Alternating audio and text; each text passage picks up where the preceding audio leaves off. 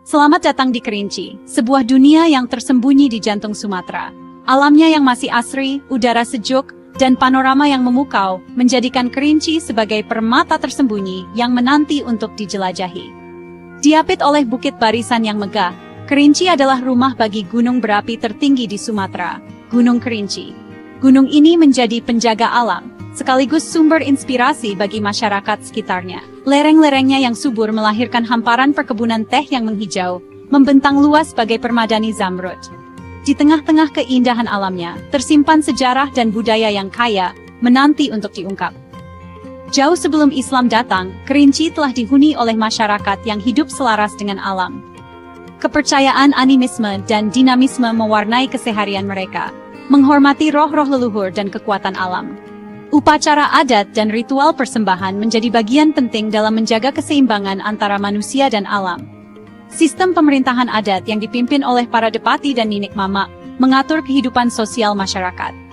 Masyarakat hidup bertetangga pada tiap larik atau lahik, sehingga setiap keluarga mengenal dengan baik satu sama lain. Tradisi lisan dan seni budaya yang khas, seperti tari-tarian dan musik tradisional, menjadi penanda identitas mereka.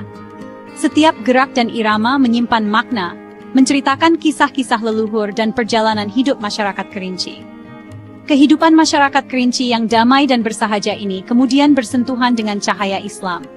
Kedatangan agama rahmatan lil alamin ini tidak hanya membawa perubahan dalam keyakinan, tetapi juga mengukir wajah baru dalam berbagai aspek kehidupan masyarakat Kerinci.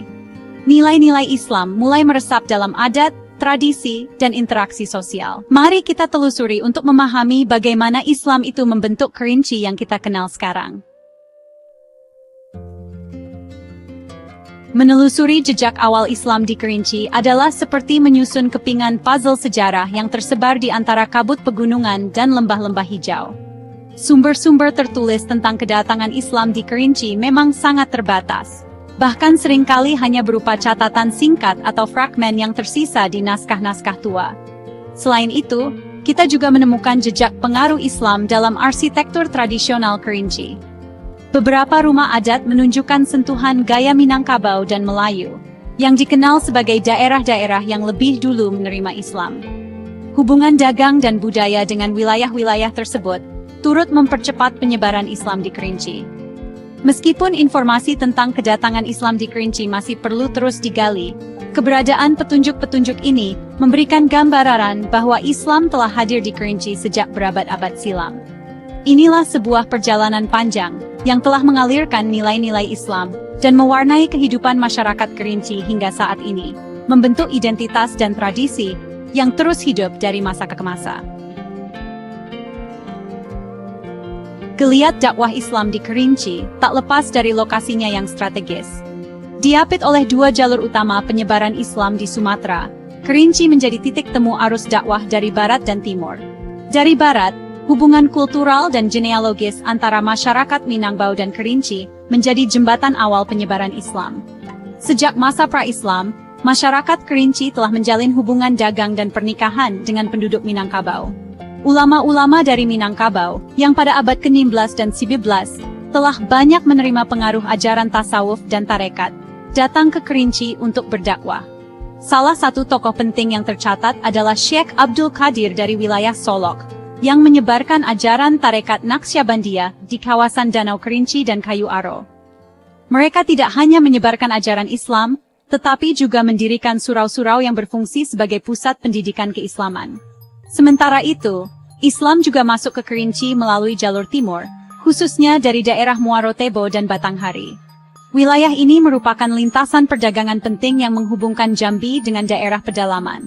Para pedagang Muslim, baik dari Melayu, Gujarat, maupun Timur Tengah, berperan dalam memperkenalkan ajaran Islam secara tidak langsung melalui interaksi dagang.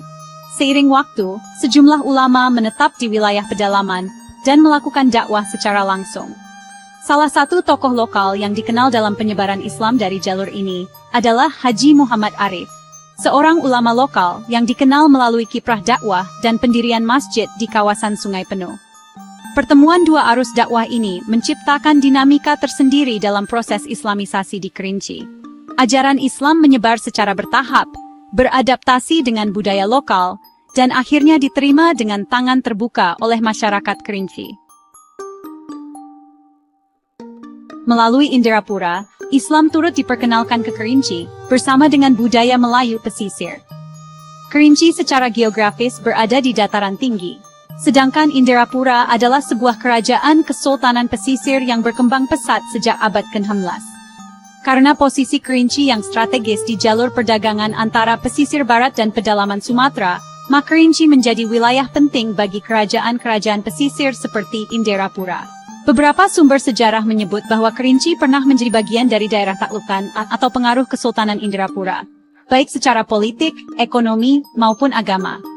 Ini tercermin dalam struktur sosial, istilah adat, hingga sistem pemerintahan lokal yang punya kemiripan dengan struktur sosial Minangkabau dan pesisir. Ada pula hipotesis yang menyatakan bahwa Islam masuk ke Kerinci melalui Champa, wilayah Vietnam sekarang. Meskipun belum ada bukti kuat yang benar-benar mengonfirmasi klaim ini secara akademik, hipotesis ini punya beberapa dasar yang layak dikaji lebih lanjut. Beberapa alasan yang mungkin diajukan adalah ada beberapa kemiripan unsur bahasa, istilah adat, hingga tradisi seni di Kerinci, yang menunjukkan jejak campuran Melayu, Minang, dan pengaruh asing, salah satunya kemungkinan Champa. Beberapa nama orang tua nenek moyang di naskah Tambo lokal disebutkan punya bunyi atau struktur asing yang tak lazim dalam bahasa Minang atau Melayu standar.